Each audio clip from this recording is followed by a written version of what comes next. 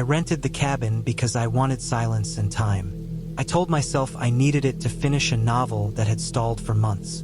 The listing showed a small wooden place sitting alone on the edge of a lake. Nothing around it but trees and water.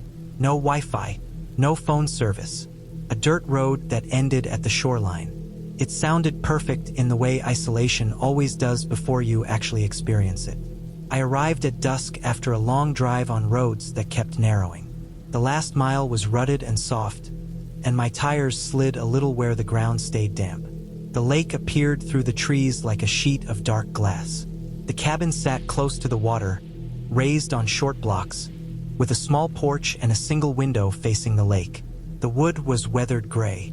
The roof sagged slightly in the middle. It looked older than the photos but still solid. Inside, the cabin smelled like old pine and dust. There was a small table, a narrow bed, a wood stove, and shelves with mismatched dishes. No electricity. A propane lantern hung from a hook. I set my bags down and took inventory the way I always do when I arrive somewhere remote. Doors, windows, locks. The front door had a simple deadbolt that slid into place with a dull clunk. The window had a latch that worked but felt loose. I told myself it was fine. I had stayed in worse. As the light faded, the lake went completely still. No wind, no birds. The quiet felt thick, like it pressed against my ears. I lit the lantern and made a simple meal. I kept glancing at the window without meaning to, half expecting to see movement. I blamed nerves and the long drive. When night fully set in, the forest seemed to close around the cabin. The darkness outside the lantern's reach felt heavy. I went to bed early, planning to wake up before sunrise and start writing. I was drifting off when I heard the sound. It came from the side of the cabin, slow and rough. Scraping, not a single hit, but a dragged sound, like something being pulled along the wall. It moved from the back corner toward the front, then stopped. I lay still, listening. My heart sped up, but my mind reached for something normal. A branch, an animal. Raccoons were common near lakes. The sound came again, slower this time, closer to the window. I held my breath without realizing it. The scraping had a steady rhythm, not frantic. Stopped again, then resumed moving away. After a few minutes, it faded completely. I told myself animals do strange things at night. I repeated it until my heart slowed. Eventually, exhaustion won. I slept lightly and dreamed in short, broken pieces. In the morning, fog covered the lake. Everything was quiet again. I stepped outside to stretch and get water from the pump. That was when I saw the ground. The soil around the cabin was soft from recent rain. Clear impressions pressed into it, deep and clean. Footprints, human ones. They formed a slow circle around the cabin, evenly spaced, like someone had taken their time. Not rushed, not pacing, just walking one full loop, then another overlapping it. I crouched to look closer. The prints were large, heavier than mine. The heels sank deep. The toes pointed straight ahead. No signs of slipping. Whoever made them had walked calmly. I stood there longer than I meant to, staring. I checked the porch. More prints. They came right up to the steps and stopped. There were none leading away toward the road. My first thought was that someone from a nearby cabin had wandered over, maybe drunk, maybe curious. Then I remembered how far out I was. There were no other cabins on the lake. That was part of the appeal. I circled the cabin myself, counting steps, matching the pattern. It was too precise to be random. The scraping sound from the night before lined up with the height of the marks on the wall. A long branch lay in the grass, bark stripped in places. I went back inside and locked the door, even though it was daytime. I felt foolish but also exposed, like the cabin's thin walls were a suggestion more than protection. I tried to write. I really did.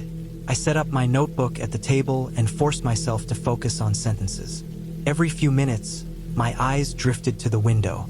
Every sound outside pulled my attention. The woods creaked. Water lapped against the shore. Somewhere, something moved through undergrowth. By afternoon, I convinced myself I was overreacting. There were no fresh prints, no noise. I needed to calm down or I would waste the entire trip. I I took a walk along the lake, staying within sight of the cabin. The forest was dense but ordinary.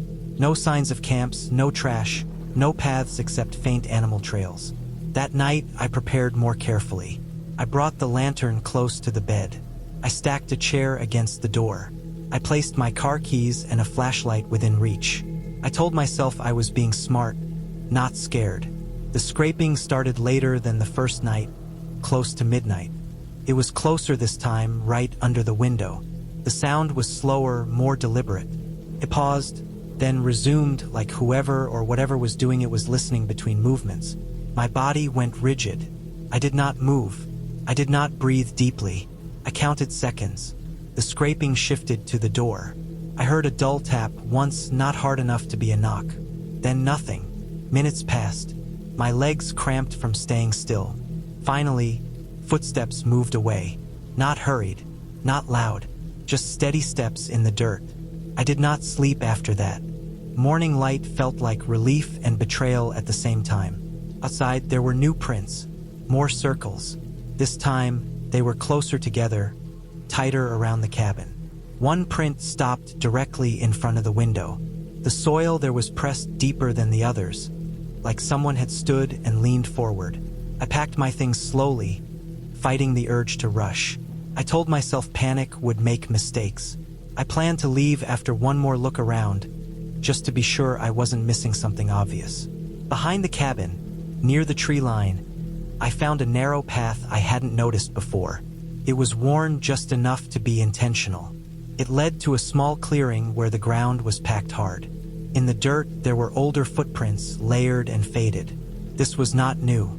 Near the edge of the clearing sat a crude shelter made from branches and a tarp. Inside were empty food cans, a stained blanket, and a pair of boots. The soles matched the prints around the cabin. The realization settled slowly and heavily. Someone had been living there, watching, using the cabin as a point of interest, not a refuge. I did not search further. I did not call out. I backed away the way I had come, keeping my eyes on the trees. The forest felt different now, closer and more focused. I loaded my car and left without finishing the last check I had planned. The dirt road felt longer on the way out. Every bend made my chest tighten until the trees finally thinned and the road widened. I drove straight to the nearest town and reported what I found. It took time. Authorities went back with me later that day. They found the shelter empty but fresh. They found more prints leading deeper into the woods. Weeks later, I learned they caught a man who had been living off-grid in the area for years, moving camps to avoid detection. He admitted to watching the cabin when it was rented, waiting for people to leave, sometimes testing doors and walls to see who would panic and go. I never went back to that lake. I finished the novel somewhere crowded, with noise and lights and locked doors. The cabin still exists, according to the listing, freshly photographed and described as peaceful. I know better now. Silence can hide intent, and isolation does not care whether you are looking for it or not. I rented the cabin on a whim, drawn to an old listing I found while scrolling aimlessly one evening. The pictures were sparse, the description minimal. Just a small, isolated cabin in the woods, far from roads, phone signals, and anything resembling city noise. I wanted quiet. I wanted nothing more than a weekend where the world didn't press in on me. The website seemed old, almost forgotten, and the price was low. That made me nervous at first, but I convinced myself that was part of the charm. The drive-in was longer than I expected. The gravel road ended abruptly at a narrow clearing, snow-dusted dirt stretching to the tree line. The forest pressed close, thick with pines and firs, their branches heavy with ice and frozen snow. The cabin appeared suddenly, half hidden behind a cluster of trees. It was small, one story, with a steep roof, narrow windows, and logs darkened by years of weather. The door was unpainted, rough wood, and the small porch creaked under my boots. I parked, unloaded my bag, and stood still for a moment. The forest was completely silent. No birds, no wind, just the muted pressure of the trees leaning inward. Inside, the air was cold, damp, and smelled faintly of old wood and smoke that had long since faded. Dust coated the corners. A small table, a couple of chairs, and a wood stove comprised the main room. A few shelves held books and assorted tools. The loft above was accessible by a narrow, steep set of stairs, and the wood groaned under my weight as I climbed them to inspect. The loft was empty except for a mattress and a small pile of blankets. I left my bag there and descended slowly, feeling the cabin settle with each step. Outside, the light was fading, the sky turning dark gray with the first hints of night. I prepared a small fire in the stove and ate quietly while the room warmed just enough to take the edge off the chill. The wind outside began to move through the trees, brushing the walls, rattling the windows, and knocking lightly against the eaves. Sounded normal. It sounded expected. I told myself I had nothing to worry about. Then, after dark, the first knock came. Tap, tap, tap. 3 deliberate knocks against the window near the table. I froze, staring at the glass. The sound had weight, like it was made by someone holding something hard and heavy. It was slow, measured, even. I tried to rationalize it. A branch swaying in the wind, snow falling from a tree, the house settling. I got up and pressed my hand against the glass. Nothing. No branch. No snow. Just the smooth cold of the pain. The next hour, it happened again. 3 knocks, perfectly spaced. Each knock distinct, echoing lightly in the main room. My pulse quickened. I stood at the window for several minutes, shining my flashlight outward. The beam passed over the trees and into the dark underbrush. The snow on the ground reflected the light, white and undisturbed. No movement, no shadow, only the forest holding itself still. I returned to the stove, but the sound returned every hour without variation. 3 taps, spaced evenly, always from the same window. I did not sleep. I sat in a chair close to the fire, blanket around my shoulders, listening to the wind, the stove, and the knocks. Every time they came, I flinched, scanning the dark outside. Hours passed. The rhythm was relentless, precise. The knocks never deviated, and they never stopped until morning, when the forest lightened just enough to make the cabin feel normal again. The moment the sun rose, I stepped outside. The air was sharp and cold, the snow packed lightly against the porch.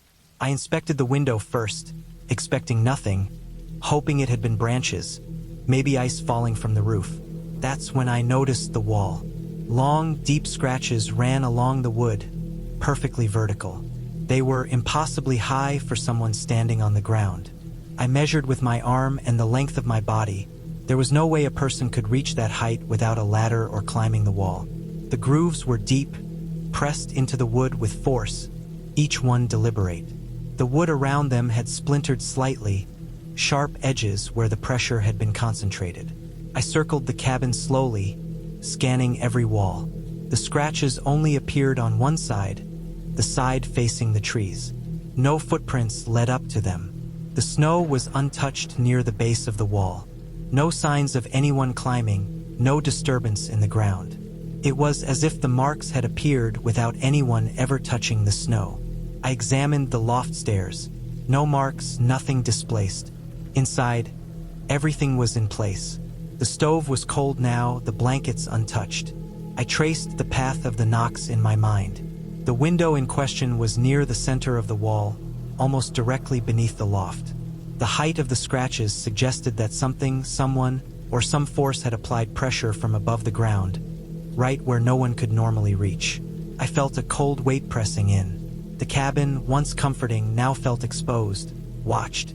The wind moved through the trees, rattling the eaves, and the echo of last night's knocks seemed to linger in the air. I realized then that the knocks were not random. They were deliberate, testing, observing, placed with intent. The scratches confirmed it. Someone had been close enough to reach the wall with force, but careful enough to avoid leaving a trace in the snow. The pattern of the scratches and the timing of the knocks left no doubt. They were studying the cabin, its openings, the occupants, even if only for a brief period. I packed quickly, checking the doors and windows multiple times. I left the fire cold, blankets untouched, and stepped outside once more to take in the forest. The trees swayed gently, nothing moving in the snow. From the gravel road, the cabin looked small and indifferent, the marks almost invisible from a distance. But I knew what they meant. Someone had been there, precise and methodical, able to test the cabin and retreat without leaving footprints. Driving away, I kept glancing in the rearview mirror. The sun was climbing, scattering light through the trees. The cabin appeared unchanged, quiet, and normal. Yet I knew that in the dark, it had been different. The knocks, the marks, they were facts I could not ignore. Whoever had made them had been close, invisible in plain sight, careful to remain unseen. The image of the scratches remained in my mind for weeks, a reminder that isolation can be deceptive. The cabin had seemed empty, welcoming, even safe, but in truth it had been observed, measured, and left a silent record for anyone who noticed. I never returned to that listing again. The website vanished shortly after, but the memory did not. The marks, the knocks, and the precise, impossible scratches stayed with me far longer than the weekend ever could. I went with my cousin to her family cabin for Christmas. It had been years since I'd been there, and I thought it would be a quiet escape from the city, away from traffic, lights, and people. The cabin sat at the edge of a forest, backed by thick pine trees, and the front opened onto a frozen lake.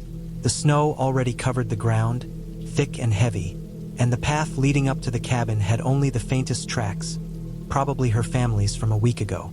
The air smelled crisp and sharp, carrying the scent of wood smoke from chimneys farther down the lake. Inside, the cabin was exactly as I remembered, warm in spite of the cold outside. A large stone fireplace in the center of the main room, a long wooden table, chairs scattered around, and small decorative touches that made it feel lived in. Her family kept a few lights on, but the place was mostly quiet, the kind of quiet that almost feels solid. We unpacked quickly, hung stockings, and settled in with the fire. The wind outside had picked up, rattling the windows, whistling through gaps in the logs. It was a normal winter storm, but the sound made everything feel more isolated. That first night, the wind intensified. The sound of it outside pressed against the cabin, moving through cracks, shaking loose snow from the roof and trees. Then I heard the first knock. It was faint at first, a single tap against the door near the kitchen. I froze. My cousin looked up from the couch. We told ourselves it was branches scraping, the wind moving something loose. I went to check the door. Snow had drifted against the threshold, and nothing was there, just fresh flakes. I shrugged, feeling a little uneasy, and went back to the fire. An hour later, the knocking returned. Top, Perse, top. My stomach tightened. This time I stayed by the door, listening carefully. The wind had shifted, but the knock came in steady intervals, too deliberate to be random. I forced myself to open the door. Snow crunched under my boots. Nothing visible, only the whiteness of the yard and the trees shaking in the wind. I checked around, expecting a fallen branch, but the ground near the cabin was smooth. Only the wind moved. I returned inside, telling myself it was imagination or nerves. By the third knock, I began to notice something in the snow. The flakes were soft, fresh from the storm, yet there were impressions pressed into them. Footprints or something like them. Big, uneven, not like any animal I knew. They circled the cabin, moving from side to side, across the porch, stopping near windows. They were too large to be human for sure, but the spacing was inconsistent, not like one person pacing. I ran my hand over them in the snow, feeling how deep the impressions went. Whoever or whatever had left them had weight, and had deliberately walked around the cabin in loops. My cousin stayed inside, nervous, and I spent another half hour outside examining the pattern. The wind was strong, but it hadn't filled in the footprints completely. They were partially covered but clearly deliberate. Branches had been snapped in some spots, pressed down in the snow, also forming loose arcs toward the cabin. The impression was unmistakable. Someone had come very close to the cabin repeatedly during the storm. The thought made me tense, and I hurried back inside, bolting the door and checking every lock. The rest of the night passed with less knocking, but every time the wind moved, I flinched, listening for the return of the taps. The snow continued to drift against the walls and porch. I slept fitfully, lying close to the fireplace for warmth, trying to focus on the fire's steady crackle. When morning came, the storm had eased slightly, though the wind still rattled the windows. I stepped outside to see the full extent of the impressions. The footprints circled the cabin at least 3 times. In some spots, they pressed heavily into the snow, deep enough to show someone had stopped and shifted weight. Broken branches and flattened patches of snow highlighted the path, all pointing toward the cabin at different angles. No other prints led away from the area. I followed the trail outward, scanning the surrounding trees and the edge of the lake. Nothing. The snow beyond the first few yards was undisturbed. No tracks, no marks in the ice, no sign of where the footsteps had come from or gone to. It was as if whoever had been there had simply appeared, made their rounds, and vanished without trace. The weight of that realization pressed down on me. The cabin was not just isolated, it had been observed, circled, tested. We stayed the rest of the day inside, checking doors and windows, moving furniture closer to the walls, and keeping the fire going. Every shadow felt larger, every gust of wind louder. My cousin didn't leave my side, walking with me when I checked outside and watching for signs of movement in the forest. We spent hours scanning the edges of the trees, the frozen lake, the far side of the clearing. Nothing moved, nothing showed up, and yet the prints in the snow remained, too deliberate to ignore. By the second day, the wind had calmed. The snowfall stopped, leaving the footprints visible in full. The patterns made sense now. Whoever had been there was not random. They had walked slowly, unevenly, testing the perimeter, gauging the doors and windows, leaving signs of weight and presence without exposing themselves. That was why there were no tracks leading away. This person had known how to move through snow without leaving obvious paths. The thought of someone so careful, someone close enough to reach the cabin and yet unseen, made me reluctant to leave the fireplace, reluctant to open the doors even for fresh air. When we finally packed to leave, we inspected the cabin one last time. Every door, window, and latch was checked. I scanned the surrounding forest while my cousin loaded her things. The snow was solid now, and the footprints remained, circling the cabin like a record of the night. No new prints had appeared since morning, but their presence was enough. We had been watched, approached, tested. The wind and storm had provided cover, and whoever had done it left nothing beyond the traces pressed into the snow. Driving away, I kept glancing at the cabin through the rearview mirror. The snow drifted lightly off the roof, trees leaned over the clearing, and the frozen lake gleamed in the weak winter light.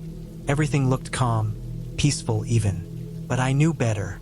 The prints in the snow were a reminder that even in isolation, even surrounded by storm and forest, someone could approach unseen, study the cabin, and leave a record that would unsettle anyone who found it.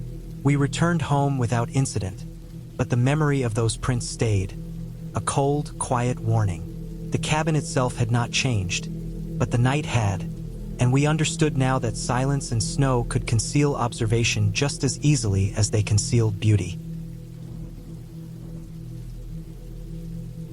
I rented the cabin because I needed to be away from everything. The breakup had left a rawness I couldn't shake, and city streets only reminded me of noise, people, and memories I wasn't ready to face.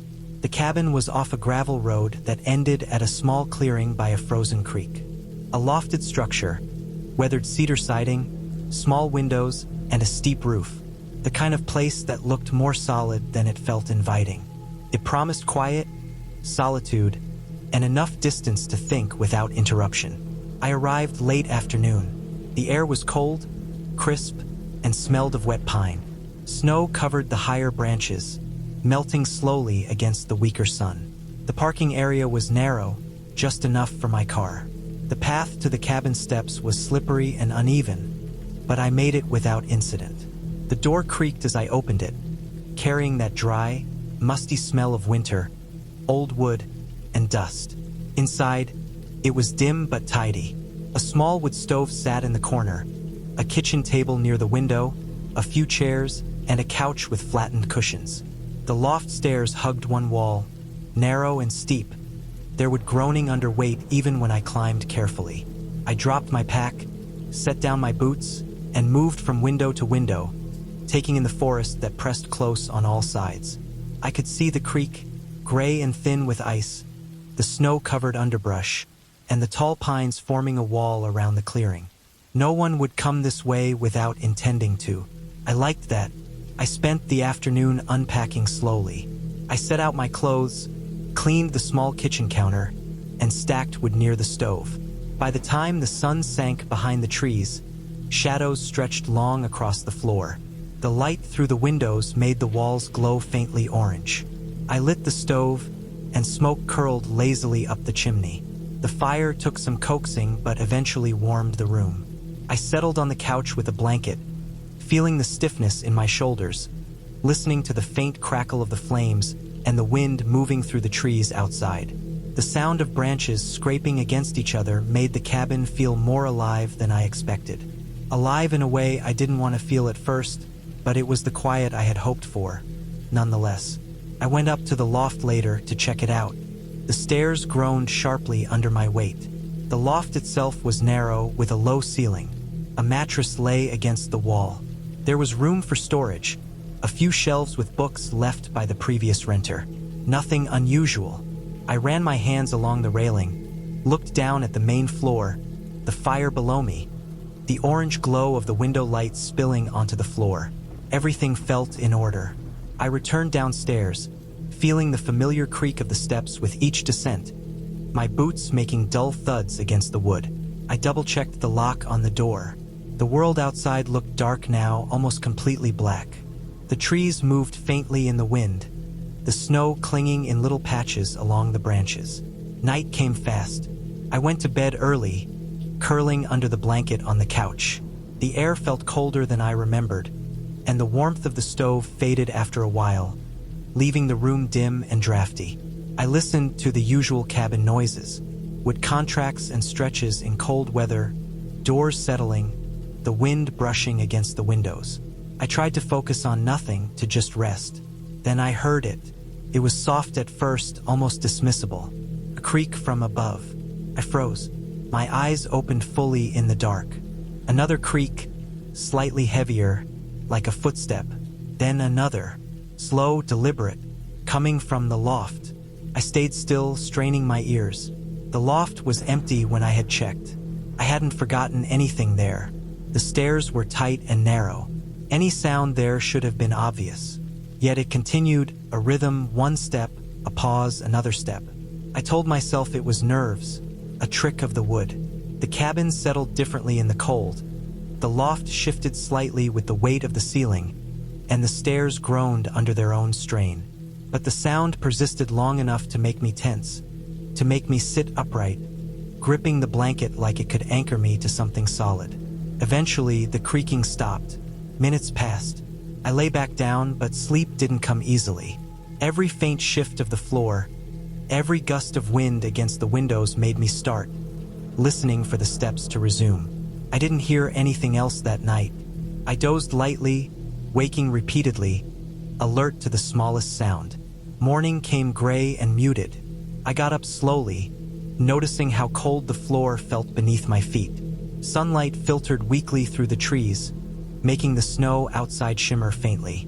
I went to stretch, running my hands along the kitchen table, checking the stove. Everything seemed in place. Then I noticed my boots. They were not where I had left them. The previous night, I had placed them neatly near the stairs. Now they sat in a cluster closer to the door, lined up carefully as if someone had picked them up and moved them with intent. The snow outside showed no new tracks, not even a disturbance near the porch. No evidence of another person had entered, and yet the boots were shifted. I knelt, inspecting the soles, the placement. Deliberate, careful, nothing random about it. The weight of the realization settled in. I had been alone, or at least I thought I had been. I checked the loft again. Nothing had moved. The mattress, the shelves, the few books, all exactly where I left them. I checked the stairs, testing each step. Solid. No extra weight had pressed down on them overnight. I looked outside. The snow near the porch was untouched. Not a single footprint. I spent the rest of the morning packing quickly. I didn't eat. I didn't try to sort anything further. My focus was entirely on leaving. Every small sound in the cabin, the wood settling, the faint groan of the roof under snow, made me tense, reminding me of the footsteps that had sounded above me. I left the loft door slightly open in case I had imagined it, as if that could provide proof or explanation. But nothing changed. I drove out slowly, leaving the cabin behind. The gravel road was narrow and slick. Trees leaned close on either side, and the cold air stung my face through the partially open window. For the first time in days, I noticed my hands trembled slightly as I gripped the steering wheel. I glanced in the rearview mirror at the cabin. The structure looked solid, indifferent, empty.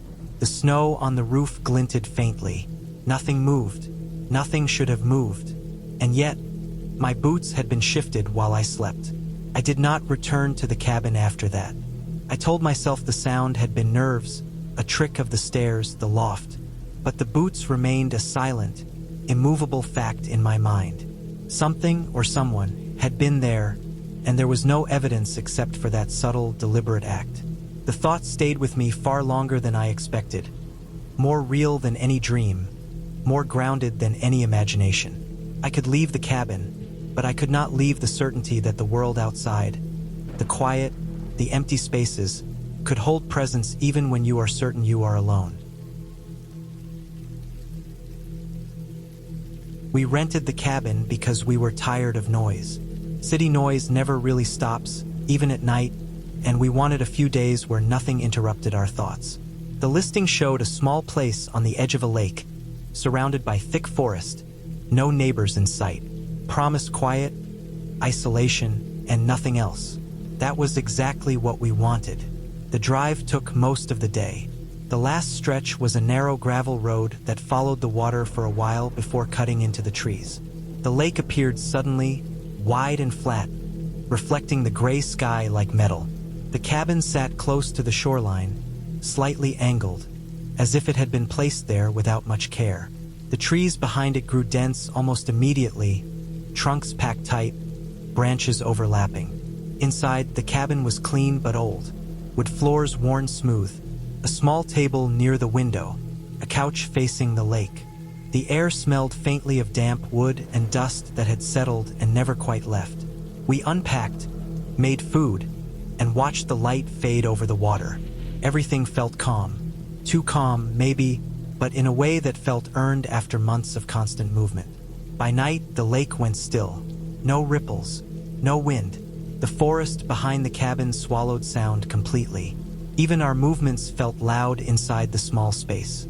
We turned off the lights early and let the darkness settle. Sometime around midnight, the sound started. At first, it was so faint I thought it was wind slipping through branches. A soft murmur, irregular, almost gentle. I lay still, listening. The sound came again, clearer this time. It had shape, rhythm. It rose and fell like speech, but the words never formed. Just the suggestion of voices, low and close together. I sat up and listened harder. The whispering came from the forest, just beyond the edge of the trees. It wasn't loud enough to echo, but it carried with intent, like someone trying not to be heard. I reached for the flashlight and stepped onto the porch. The beam cut through the darkness, slicing across tree trunks and undergrowth. Nothing moved. No animals. No shifting leaves. The forest stood still, heavy and closed in. The whispering stopped the moment the light hit the trees. I stood there longer than I meant to, scanning left and right, listening. The lake behind me made no sound at all. When nothing happened, I went back inside and shut the door. The sound returned minutes later. This time it felt closer. Not louder, but nearer, as if the source had moved without disturbing anything else. The whispers slid together, then apart, never forming words, just patterns that felt deliberate. The sound was not frantic. It was controlled. I checked the windows. Darkness pressed against the glass. My reflection stared back at me, pale and tense. The whispering followed us inside. It didn't come from the walls or the ceiling. It felt like it clung to the space itself, moving as we moved, shifting slightly when we did. It never rose above a murmur, but it never stopped long enough to feel accidental. Sleep was impossible.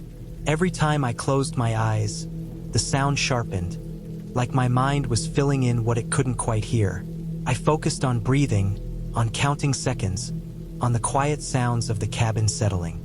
The whispers continued, steady and patient. Near dawn, the sound faded without warning. The silence that replaced it felt unnatural, like a pressure change. When light finally crept in through the window, I felt hollowed out, exhausted. We went outside as soon as it was fully light. The lake looked the same as the day before, smooth and indifferent. The forest, though, felt different. The space between the trees seemed tighter, more intentional. Near the tree line, I noticed disturbances in the ground. Not clear footprints, but scuffed patches where leaves had been brushed aside. Broken twigs lay angled inward, pointing toward the cabin. The pattern repeated in several places, forming a loose arc facing the porch. Farther back, barely visible unless you knew to look, was a narrow path pressed into the soil. It didn't lead anywhere obvious. It simply ran parallel to the cabin, staying just inside the cover of the trees. We followed it carefully. About 30 yards in, we found a spot where the ground had been cleared. The dirt was packed down. A few empty cans lay buried shallowly. A piece of plastic tarp was wrapped around a tree trunk and secured with cord. Someone had spent time there. From that spot, the cabin was fully visible through the branches. The angle lined up perfectly with the windows. The whispering made sense then. Human voices carry strangely through dense forest at night, especially over water. When spoken low and close together, they can lose clarity, flatten into something shapeless. The sound can seem to move, to follow, when it's really bouncing and bending through trees and walls. Someone had been there, watching, testing how sound traveled, seeing how we reacted. We packed immediately. As we loaded the car, I kept glancing toward the trees. I never saw movement, but the feeling of being observed never left. When we pulled away, the gravel road felt longer, the forest pressing in on both sides. Later, authorities checked the area. They found evidence of someone living off-grid nearby, moving camps often, avoiding detection. The cabin had been used before as a point of interest, a place to observe renters without being seen. The whispers were never meant to communicate. They were meant to unsettle, to make people question their surroundings, to see who stayed and who left. I still think about that lake sometimes, about how quiet it looked, about how easily sound can become something else when stripped of context. We wanted silence, and we got it eventually, just not the way we expected. I had put off going to my grandfather's cabin for years. After he died, the place sat untouched, deep in the hills where cell service dropped miles before you reached it. I told myself I avoided it because I was busy, because there was no rush. The truth was simpler.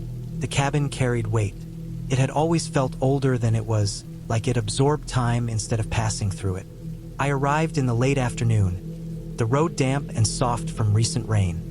Fog hung low between the trees, thick enough to blur distance.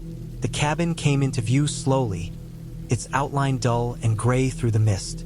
The roof sagged slightly. Moss crept up the lower logs.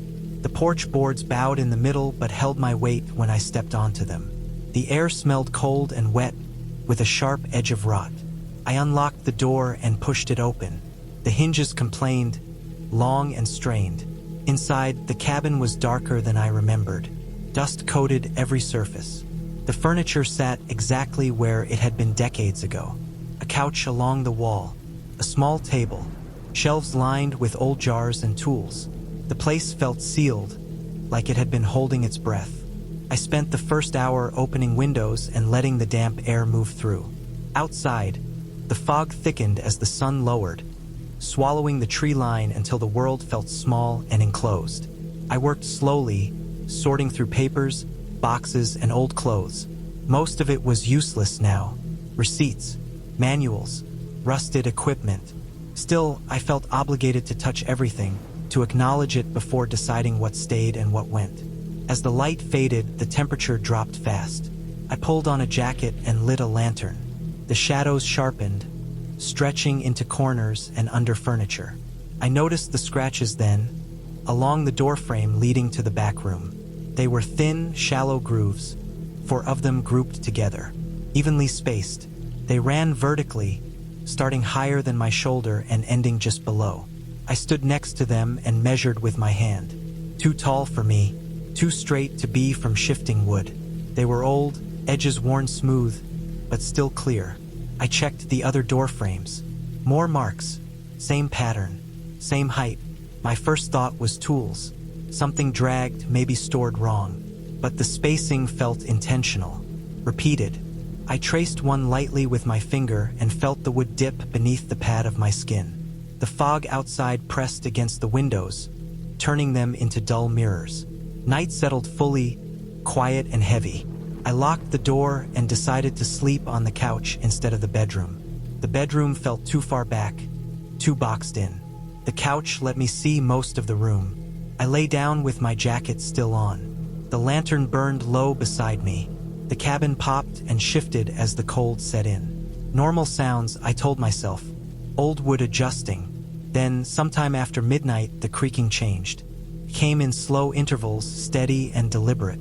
Not a random snap or groan. Weight shifting. Step, pause. Step, pause. The sound moved from one side of the cabin to the other, then back again. Each pass took time, like someone walking without hurry. I held still, counting the seconds between sounds. My heart thudded in my chest, loud enough that I worried it might cover the noise I needed to hear. The floorboards near the back wall groaned. Then the ones closer to the couch responded, a low complaint under pressure. I told myself it was the temperature, that the cabin was settling. But the rhythm stayed the same. Every hour, like clockwork, it returned. Slow movement, pause near the couch, then away again. I did not sleep. I drifted into shallow moments where my eyes closed, only to snap open at the next creak. My body stayed tense, muscles locked as if that could make me invisible. Near dawn, the sounds stopped. The silence that followed felt worse, like the cabin was listening. When light finally filtered through the fog, I sat up slowly. My back ached from staying rigid. I scanned the room. Nothing looked disturbed. No doors open. No objects moved. Outside, the fog was thicker than before, clinging low to the ground. I stepped onto the porch and felt the cold soak through my boots. The dirt around the cabin was soft. Too soft. Tracks pressed into the mud circled the structure. Deep impressions, heavy and even. Not frantic. Not wandering. They formed a loose path that repeated, back and forth, stopping near each window. Near the door. Near the wall behind the couch. The prints were large. Larger than my boots. The stride was long and unbroken. Whoever made them had walked calmly. I followed them a short distance into the trees. The fog swallowed the trail after a few yards, but not before I noticed the broken branches. They were snapped clean, angled inward toward the cabin. Some were high, well above where a stumble or fall would break them. I returned inside and packed without sorting anything else. I did not rush, but I moved with purpose.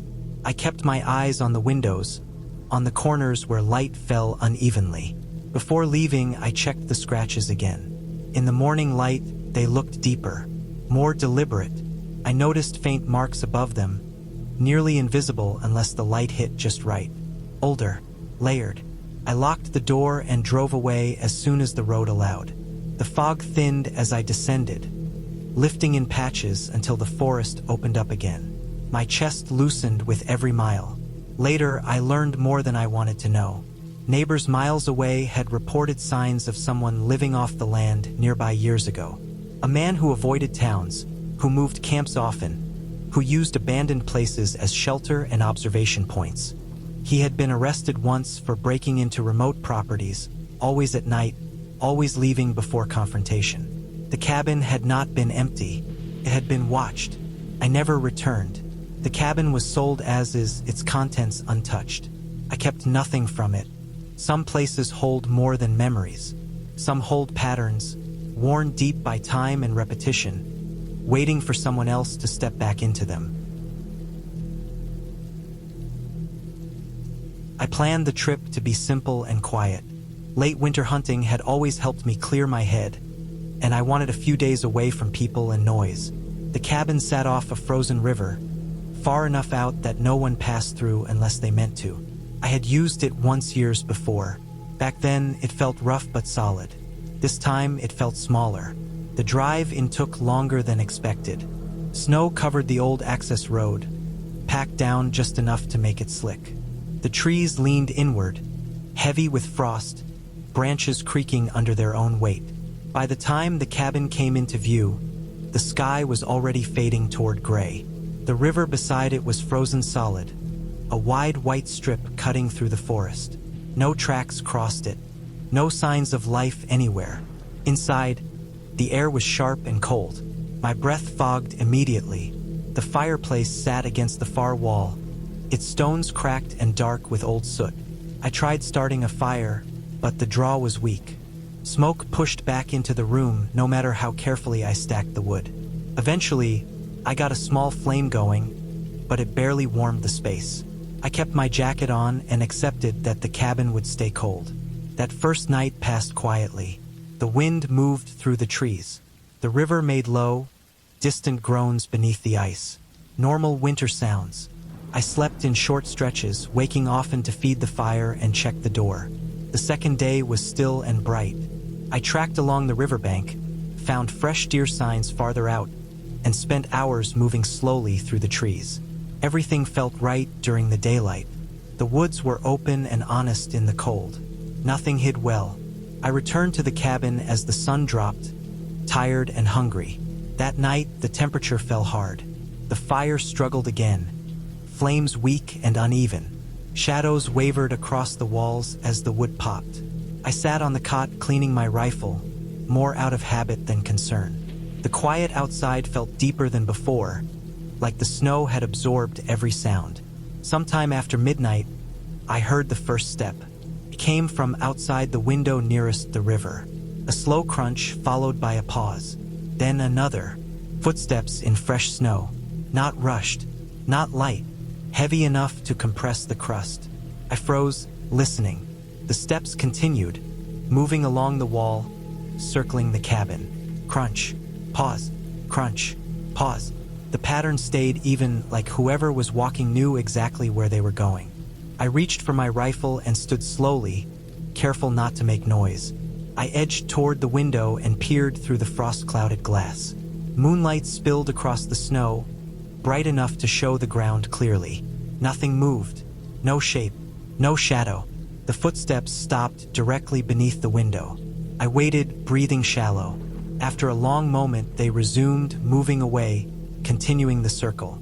They passed behind the cabin, then came back toward the front. I checked the door. Still locked. I checked the other window. Clear. The fire crackled softly behind me, barely holding on. The steps completed another loop, then another. Always the same distance. Always the same pace. No sound of stumbling. No hesitation. Eventually, they faded toward the river and stopped. I did not sleep after that. I sat with the rifle across my knees until the sky began to pale. The cold sank deep into my bones. My hands shook, not just from the temperature. The first light, I stepped outside. The air cut hard against my face. The snow around the cabin was marked with clear tracks. Boot prints. Large. Deep. They circled the cabin in a wide ring, evenly spaced, overlapping in places where multiple loops had been made. The stride was long and steady. I followed them outward, expecting to see where they came from or where they left. They did not lead away. They simply stopped near the river's edge. That was when I noticed the antlers. Broken deer antlers lay arranged in a wide circle about 20 feet from the cabin. Each piece was placed carefully, points facing inward. They were evenly spaced, measured. Some were old and weathered. Others were fresh, the breaks pale and sharp. I stood there for a long time, staring. My breath came out in short bursts. I scanned the trees, the river, the open snow. Nothing moved. I did not touch the antlers. I did not step inside the circle. I backed away slowly, keeping my eyes up. I packed my gear without delay. I did not bother with the fire. The cold no longer mattered. Every sound outside made my shoulders tighten. Snow slid from branches. Ice cracked far downriver. Before leaving, I took one last look around the cabin. The tracks were already softening as the sun rose, edges blurring. The circle of antlers remained sharp and deliberate. I drove out as carefully as I could, tires sliding on the packed snow. The forest opened slowly, then all at once. When I reached the main road, I pulled over and sat for several minutes, hands gripping the wheel. Later, I reported what I found. Rangers checked the area days after I left. They found signs of illegal hunting camps scattered through the region, makeshift shelters hidden near the river, old traps, bones arranged in similar patterns near other abandoned structures. Someone had been using the land for a long time, watching cabins, marking territory, pushing limits without direct contact. The explanation was practical and unsettling. A person living off-grid, using fear instead of force. Circling, watching, leaving signs meant to be understood. I never returned to that cabin. The rifle stays locked away now, cleaned and untouched. When winter comes and the river freezes, I think about those tracks in the snow and how carefully they were made. Some warnings are not meant to chase you. They are meant to let you know you were already inside something you did not see. We rented the cabin months in advance because it was cheap and because it sat right at the edge of a protected forest that stretched for miles. The plan was simple: a long weekend of hiking, cooking real meals, and sleeping without alarms. There were 4 of us, all experienced enough outdoors to feel comfortable without guides or marked trails. None of us were reckless, but we trusted our preparation more than we should have trusted the place. The cabin was larger than expected, built from thick logs with a metal roof and a wide porch that wrapped around 2 sides. It sat in a shallow clearing, trees pressed close on every side except the dirt parking area. The windows were small and high, clearly designed for insulation rather than views. Inside, the air smelled like old wood, damp fabric, and smoke that had soaked into the walls over decades. Bunk beds lined one wall. A long table filled the center of the room. Hooks held lanterns and tools left behind by previous renters. During the day, everything felt normal. We hiked hard trails, ate too much, laughed, and came back tired. The forest was quiet in the way deep woods usually are, sounds swallowed by layers of leaves and distance. No strange signs, no warnings, just a place doing what it had always done. That night, the temperature changed fast. After midnight, the cool air thickened into something heavy and wet. Sweat broke across my skin even though I was lying still. Breathing felt harder, like the cabin had shrunk. The windows fogged from the inside. Outside, the forest went silent in a way that felt wrong. No insects, no wind, nothing moving. I woke fully when I heard the sound. It was low and rough, not loud but strong enough to vibrate slightly through the walls. A growl, drawn out and slow, coming from deeper in the trees. It did not rush or snap. It rolled, then stopped, as if whatever made it was measuring the space. I sat up and listened. My heart thumped so hard I could feel it in my throat. The sound came again, closer this time. Not charging, just present. I told myself it had to be an animal. Bears were known in the area. Large cats, too, though sightings were rare. Fear makes the mind stretch sounds into shapes they don't belong in. I tried to hold on to that. Then I saw the eyes. Moonlight spilled through the narrow window near the ceiling, just enough to reflect off something outside. High up, too high. 2 points of light caught the glow and held it, unmoving. They were not on the ground. They were several feet above where an animal should stand, nestled among branches. I shifted slightly, careful not to make noise. The eyes did not blink. They did not sway with the branches. They stayed fixed on the cabin. A slow pressure settled into my chest. My mouth went dry. I watched until my eyes burned, trying to find a reasonable explanation. A bear standing upright did not fit the height. A deer did not fit the spacing. An owl would have moved. These eyes stayed still, like someone braced against a trunk. The growl came again, softer, almost controlled. Leaves rustled, not from wind, but from something adjusting its position. A branch creaked under weight. Minutes passed, maybe more. Time flattened into a single stretch of awareness. Eventually, the eyes shifted upward, then vanished as if the source had climbed higher or moved deeper into cover. Sleep did not come back after that. The first light, we went outside. The clearing looked unchanged. No torn ground, no crushed grass. The dirt around the cabin was dry and packed, showing no clear tracks. We walked the perimeter slowly, scanning the tree line. Broken branches lay scattered, snapped at sharp angles, all pointing inward toward the cabin. Not fallen, broken. Some were high, well above reach without climbing. Bark was scraped clean in long vertical marks. Sap still glistened at the breaks. Fresh. We followed the direction they pointed, deeper into the trees. About 30 yards in, the forest floor dropped slightly, forming a shallow rise that overlooked the clearing. From there, the cabin was fully visible through the gaps. Above us, a tree had been fitted with a small platform nailed into the trunk.